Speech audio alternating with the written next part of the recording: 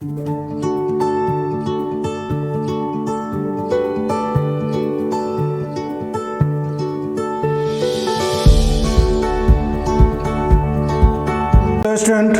आज हम लोग 3 डायमेंशनल ज्योमेट्री के 3D के प्रीवियस ईयर्स के जेईई मेंस एडवांस के क्वेश्चन डिस्कस करने वाले हैं। तो चलिए उसको डिस्कस करते हैं। यहाँ पर एक क्वेश्चन है कि the angle between the lines which direction cosines satisfy the equations l plus m plus n is equal to 0 and l square is equal to m square plus n square is π/3, π/4, π/6 and π/2। यह mains में 2019 में पूछा हुआ है। तो चलिए हम लोग इस क्वेश्चन को सॉल्व करते हैं। l plus m plus n is equal to 0 दिया हुआ है। यहाँ से मैं l की वैल्यू निकाल सकता हूँ। l इज इक्वल टू हो जाएगा मेरे पास माइनस m प्लस n, यह हो गया। और मेरे पास यहाँ दिया हुआ है l square plus m, l square is equal to m square plus n square, यह 2 है। 1 और 2 से क्या हो गया, l की वैल्यू अगर इसमें डाल दें तो यहाँ पर क्या हो जाएगा minus m plus n whole square is equal to m square plus n square. अब यहाँ से लिखेंगे m square plus n square plus 2mn is equal to m square plus n square. m square n square दोनों side cancel हो गया, यानी कि मेरे पास आया 2mn इज इक्वल टू 0। और यहाँ से या तो m इज इक्वल टू 0 होगा या n इज इक्वल टू 0 होगा। तो m इज इक्वल टू अगर मैं 0 कर दूं, if m is equal to 0 then यहाँ पर मैं लिख सकता हूँ m इज इक्वल टू 0 और n इज इक्वल टू 0। अब m इज इक्वल टू 0 किया तो इस वैल्यू को अगर मैं इसमें डाल दूं यहाँ पर इक्वेशन नंबर 1 में, तो क्या हो जाएगा l is equal to minus 0 plus n means l is equal to हो गया माइनस n। तो इसके डायरेक्शन रेशियोज क्या हो जाएगा, तो l की वैल्यू यहाँ पर डायरेक्शन रेशियोज हम लोग बोल सकते हैं कि dr हो गया डायरेक्शन रेशियोज। l अगर मैं 1 ले लेता हूँ, m 0 ले लिया और n ले लिया -1 तो चलेगा। यह डायरेक्शन रेशियोज हो गया किसके, एक लाइन के जब m 0 है तो। अब फिर इसी तरह से अगर मैं यहाँ पर लिख दूं कि if n is equal to 0 तब क्या होगा, तो n अगर 0 करते हैं तो फिर यहाँ पर पहले वाले इक्वेशन में चले जाएंगे तो l की वैल्यू कितनी हो जाएगी -m हो जाएगी। तो यहाँ पर हो गया l is equal to -m plus 0 means -m। तो यहाँ पर डी आर्स कितने हो जाएंगे, डी आर्स डायरेक्शन रेशियोज। तो मेरे पास हो गया l अगर 1 है m -1 कर लो और n 0 कर लो। यह डी आर्स है, दोनों के डायरेक्शन रेशियोज है। और एंगल बिटवीन टू लाइंस के लिए हम लोग क्या करते हैं, तो कॉस थीटा की बात करते हैं। और कॉस थीटा होता है मेरे पास a1 a2 plus b1 b2 plus c1 c2 divided by under root a1 square plus b1 square plus c1 square into under root a2 square plus b2 square plus c2 square. 3 dimensional geometry में 3D में angle between two lines निकालने के लिए हमें या तो direction ratios या direction cosines की जरूरत पड़ती है। अगर डायरेक्शन रेशियोज दोनों लाइंस का a1 b1 c1 और a2 b2 c2 है और थीटा एंगल अगर है तो cos थीटा की वैल्यू होती है a1 a2 plus b1 b2 plus c1 c2 divided by under root a1 square plus b1 square plus c1 square into under root a2 square plus b2 square plus c2 square. यहाँ पर हम लोगों ने लिया क्या है, L M N लिया है। और जनरली एल एम एन क्या होता है, डायरेक्शन कोसाइंस सपोज किया जाता है। लेकिन यहाँ पर यह डायरेक्शन कोसाइंस 1 0 -1 नहीं है। क्यों नहीं है, क्योंकि डायरेक्शन कोसाइंस अगर एल एम एन हो तो L square plus M square plus N square 1 होता है। यहाँ पर अगर इन दोनों तीनों को स्क्वायर करके सम करेंगे तो यह 2 हो जाएगा। इसलिए डायरेक्शन कोसाइंस नहीं है बल्कि डायरेक्शन रेशियोज है। तो अगर डायरेक्शन रेशियोज दिया रहे दोनों लाइंस का तो हमें या तो पहले डायरेक्शन कोसाइंस निकालना पड़ेगा या डायरेक्शन रेशियोज का जो फॉर्मूला होता है एंगल बिटवीन टू लाइंस के लिए वह यूज करके तब हम लोग चल सकते हैं। तो यहाँ पर डायरेक्शन रेशियो सपोज करते हुए इसे a1 b1 c1 और इसको a2 b2 c2 सपोज कर ले तो वह वैल्यू यहाँ डालेंगे तो मेरे पास हो जाएगा a1 a2 means 1 into 1 plus b1 b2 means 0 into -1 plus c1 c2 means फिर -1 into 0 divided by under root 1 square plus 0 plus 1, फिर under root 1 square plus 0 plus 1, ऐसा मीन्स 1 बाय यह हो गया 2, 1 बाय 2, रूट 2 और रूट 2 मीन्स 1 बाय 2। तो cos theta is equal to हो गया 1 by 2 means cos pi by 3। तो थीटा इज इक्वल टू हो गया पाई बाय 3। यह मेरा आंसर हुआ पाई बाय 3, जो कि ऑप्शन ए में है। तो ऑप्शन ए इज करेक्ट। इस तरीके से हम लोग इस क्वेश्चन को सॉल्व कर सकते हैं। चलिए आगे देखते हैं क्वेश्चन। चलिए यहाँ क्वेश्चन है कि the distance of the point having position vector minus I cap plus 2j cap plus 6k cap from the straight line passing through the point 2, 3, minus 4 and parallel to the vector 6I cap plus 3j cap minus 4k cap each। Means उस point से एक line जो इस point से पास करता है और इसके पैरेलल है, उस पर परपेंडिकुलर डिस्टेंस होगा, वह क्या होगा, यह मुझे मालूम करना है। तो यहाँ पर अगर मैं इसे कार्टेशियन फॉर्म में स्ट्रेट लाइन का इक्वेशन ले लूँ तो बड़े आसान से हम लोग सॉल्व कर सकते हैं। जैसे यहाँ पर पॉइंट पोजीशन वेक्टर जो दिया हुआ है, अगर मैं उसे P कह देता हूँ तो यहाँ पर मेरे पास हो गया -1, 2 और 6। यहाँ से मुझे परपेंडिकुलर ड्रॉ करना है इस लाइन पे, ऐसे। अब इस लाइन का इक्वेशन मुझे चाहिए, तो इस लाइन का इक्वेशन लाने के लिए तो मुझे पॉइंट मालूम है कि 2, 3, -4 है, और यह जो लाइन वेक्टोरियल लाइन है, जो उस लाइन जो जिस लाइन का इक्वेशन चाहिए उसके पैरेलल है, मींस यह डायरेक्शन रेशियोज दे रहा है। तो डायरेक्शन रेशियोज दे रहा है, इसे यह भी लिख सकते हैं कि vector R is equal to vector A plus lambda vector B. लेकिन मैं कार्टेशियन में जा रहा हूँ तो यहाँ से डायरेक्शन रेशियो हो जाएगा 6, 3, -4 एंड पॉइंट यहाँ मालूम है 2, 3, -4।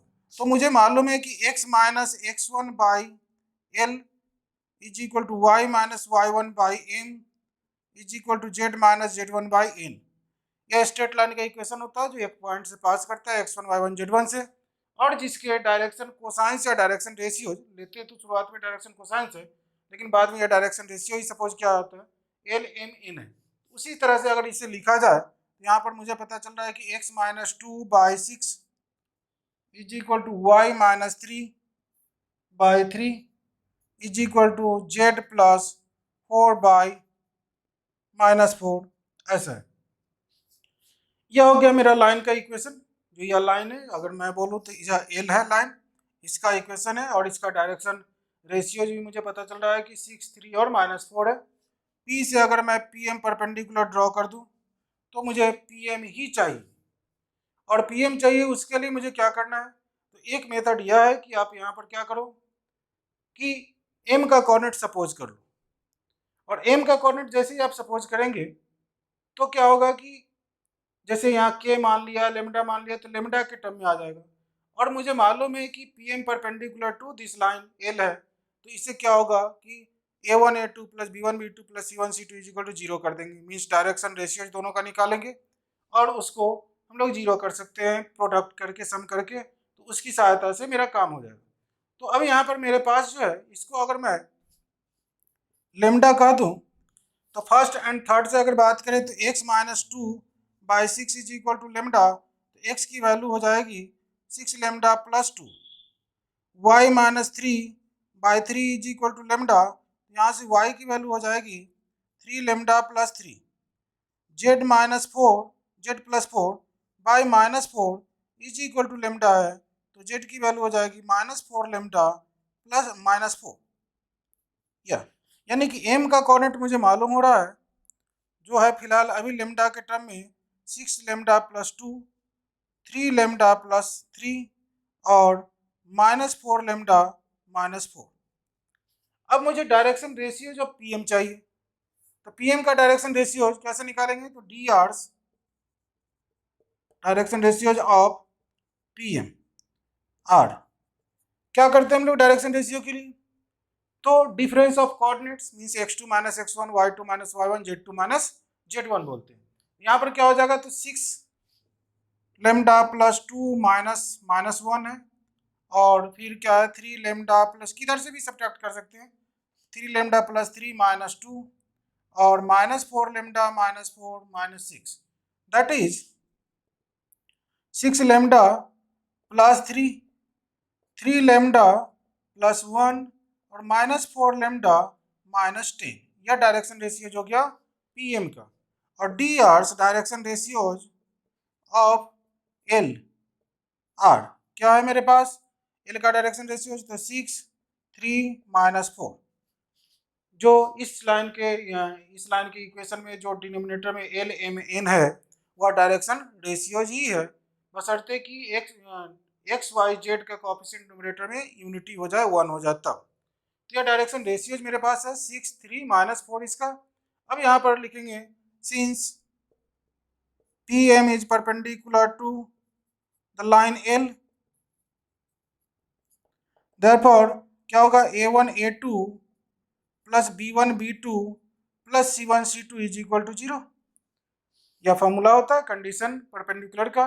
इस पे अगर मैं डाल दो वैल्यू तो पहला वाला क्या है a1 b1 c1 a2 b2 c2 means 6 into 6 lambda plus 3 into 3 lambda plus 1 और minus 4 into minus 4 lambda minus 10 is equal to 0।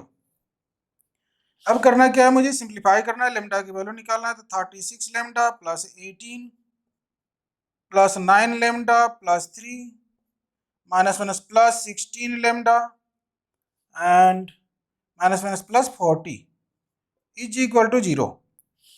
36 plus 9 45 plus 16 क्या हो गया, 45 प्लस 16 61 लेमडा और 18 प्लस 3 21 प्लस 40 यह भी हो गया 61 is equal to 0। Means lambda is equal to minus 61 by 61 that is minus 1। अब लेमडा की वैल्यू निकल गई। अब इसी लेमडा की वैल्यू अगर मैं वहाँ डाल दूँ तो क्या हो जाएगा मेरा, तो लेमडा की वैल्यू मैंने डाला तो यहाँ पर हो गया मेरे पास लेमडा की वैल्यू माइनस 1 डाला है तो minus 6 plus 2 means minus 4 minus 3 plus 3 0 और यहाँ पर माइनस 1 डालना है तो प्लस 4 और माइनस 4 यह भी 0 हो गया। तो अब मेरे पास m का भी कोऑर्डिनेट मालूम है और p का भी कोऑर्डिनेट मालूम है, तो देयरफॉर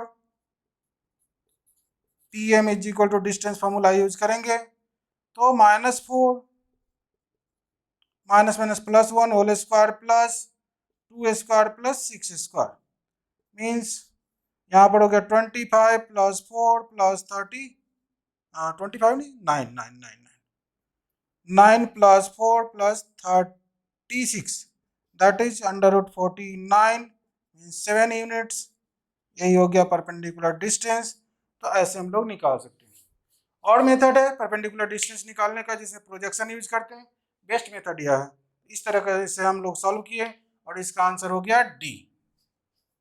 चलिए नेक्स्ट क्वेश्चन देखते हैं। हाँ, तो यहाँ पर एक क्वेश्चन है, if the line x minus 3/2 is equal to y plus 2/-1 is equal to z plus 4/3 lies in the plane lx plus my minus z is equal to 9, then we have to find the value of l square plus m square. l square plus m square is equal to 26 18 5 2। चार option से इसमें से कोई एक होगा, या 2016 में mains में पूछा हुआ है। तो चलिए इसे देखते हैं। अगर कोई लाइन किसी प्लेन में लाई करता है, इसका यह मीनिंग होता है कि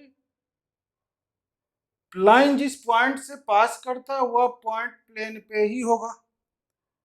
तो अगर मैं इस लाइन की बात करूं तो यह लाइन किस पॉइंट से पास कर रहा है, पॉइंट P हो जाएगा मेरे पास 3 माइनस 2 एंड माइनस 4।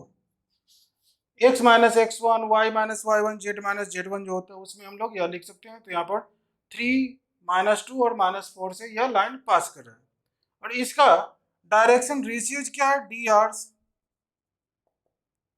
2 माइनस 1 और 3 यह हो गया।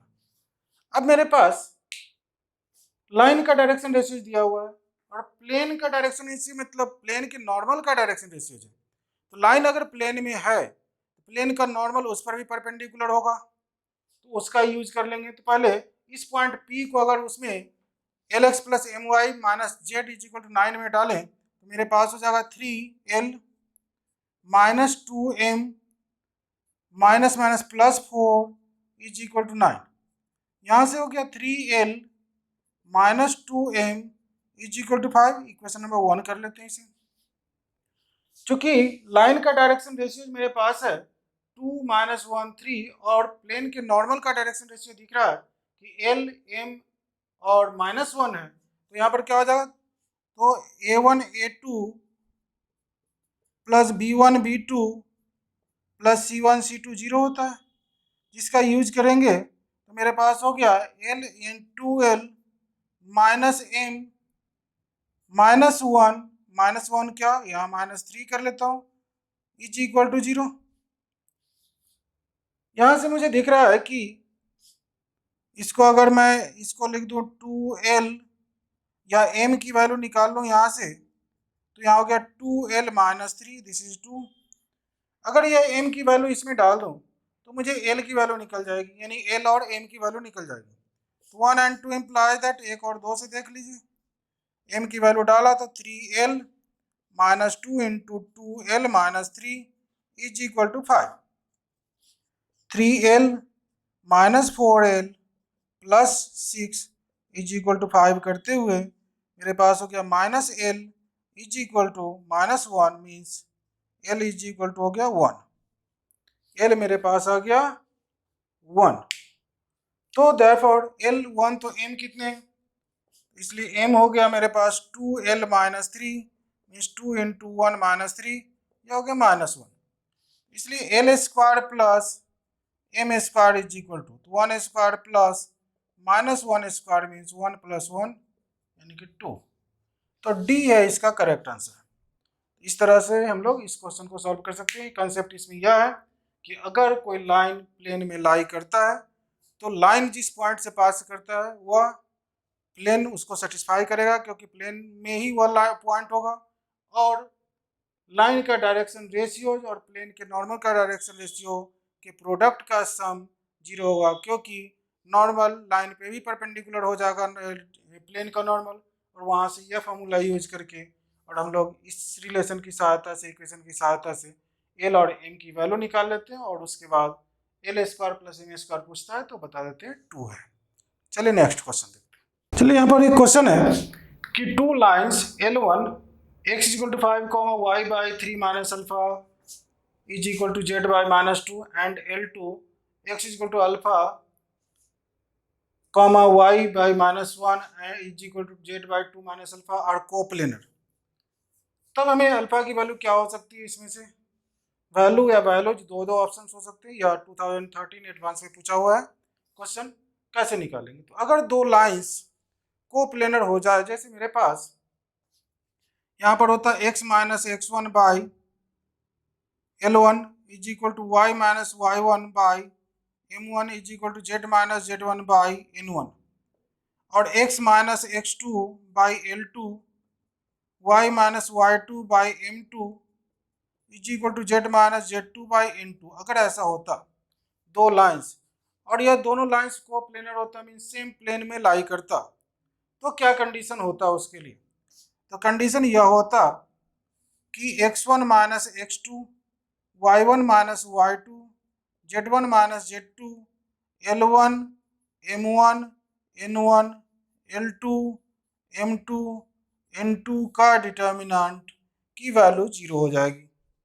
यह होता है कंडीशन दो लाइंस अगर कोप्लेनर है तो।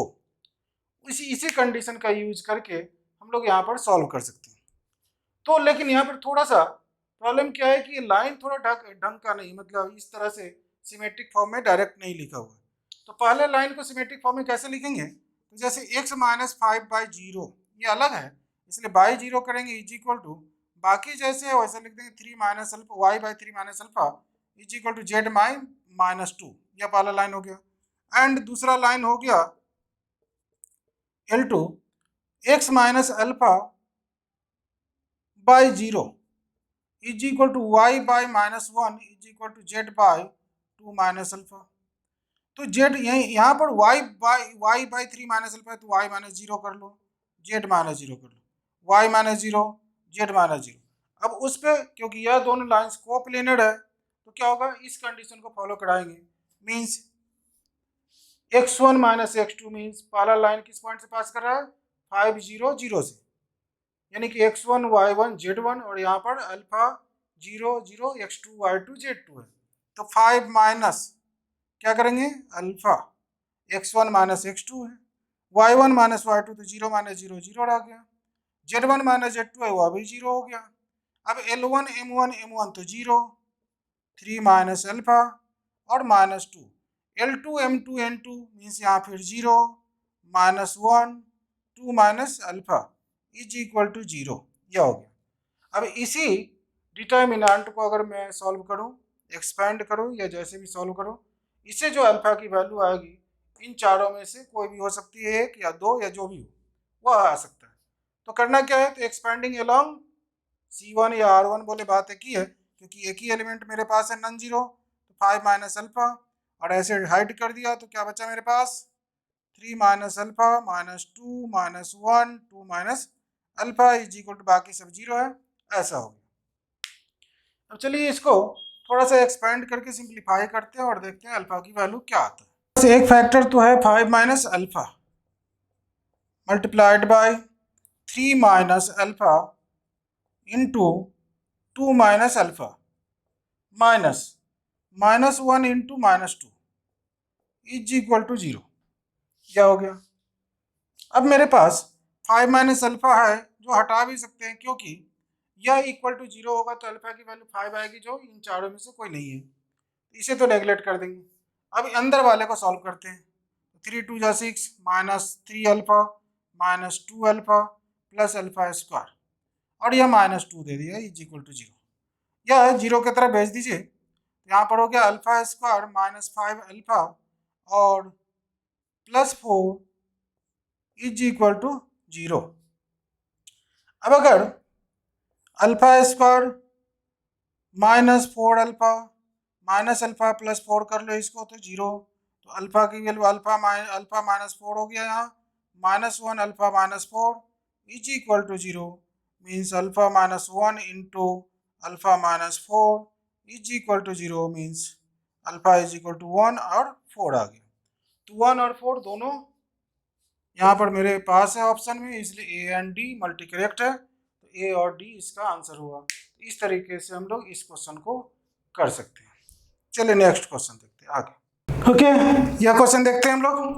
यहाँ पर लिखा हो the distance of the point 1 minus 5 9 from the plane x minus Y plus Z is equal to 5 measured along the line x is equal to Y is equal to Z is. इस point से plane पर जो distance होगा इस line के along जो चलेगा उसका क्या होगा ये बता दीजिए।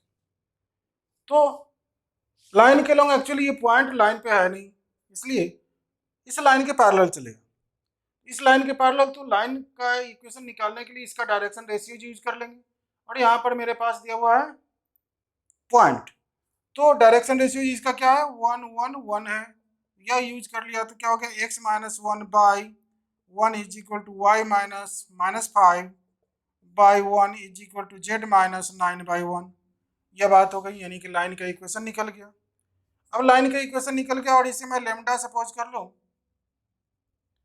तो मुझे मालूम है अगर इसे p कह देता हूँ तो p है, तो लेमडा सपोज कर लिया तो x इज इक्वल टू क्या हो गया lambda plus 1, y is equal to हो जाएगा lambda minus 5 and z is equal to हो जाएगा लेमडा प्लस 9।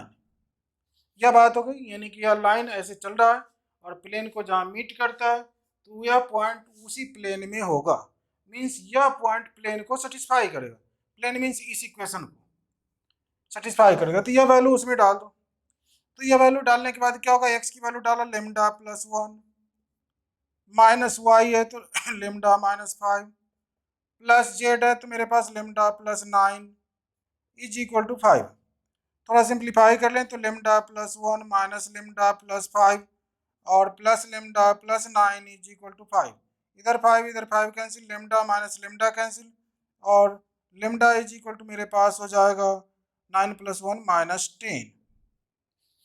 तो लेमडा की वैल्यू मान लें माइनस 10 हो गई, तो यहाँ पर अगर वैल्यू डालोगे तो यहाँ क्या हो जाएगा minus 10 plus 1 minus 9 minus 10 minus 5 -15 -10 + 9 -1। Point तो मालूम हो गया।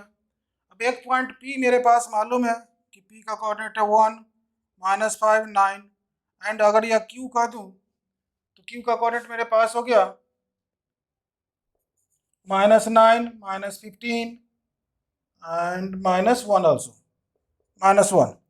तो अभी इसी दोनों के बीच का डिस्टेंस है तो अंडर रूट क्या होगा, तो -9 -1 whole square plus -15 -1 + 5 whole square plus -1 -9 whole square.